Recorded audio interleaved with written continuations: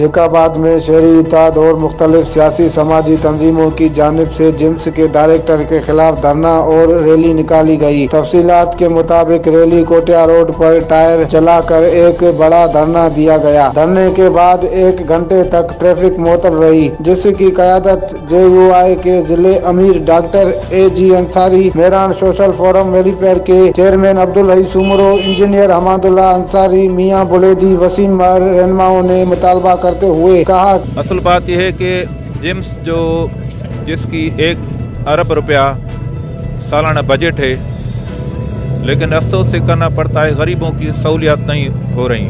देखिए, शहरी इत्तेहाद जो है काफ़ी दिनों से सरापा एहतजाज है। मेरे ख्याल में सिवाय पाकिस्तान पीपल्स पार्टी और PTI के तमाम जो शहर की सियासी, समाजी, मजहबी, व्यापारी और माइनॉरिटी से ताल्लुक़ रखने वाले या मुख्तलिफ बरादरियों से ताल्लुक़ रखने वाले सब के सब जो है सरापा एहतजाज हैं। चलता रहेगा, ये तसलसल एहतजाज का चलता रहेगा।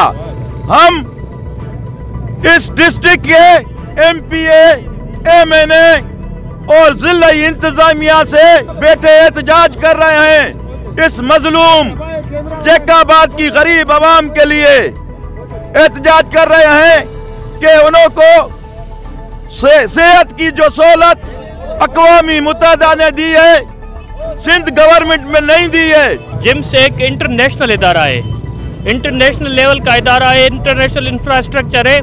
सिर्फ OPD यहाँ महदूद नहीं रखना, सिर्फ और सिर्फ यहाँ जनरल OPD। हम चाह रहे हैं कि यहाँ मुकम्मल तौर पर ट्रामा सेंटर हो, एमरजेंसी की सहूलियात हो, मुख्तलिफ ऑपरेशन हो, मुख्तलिफ सहूलियात हों, क्योंकि यहाँ जो भी इलाज करवाने आ रहा है सिर्फ और सिर्फ मिडिल क्लास आ रहा है, अपर क्लास नहीं आ रहा।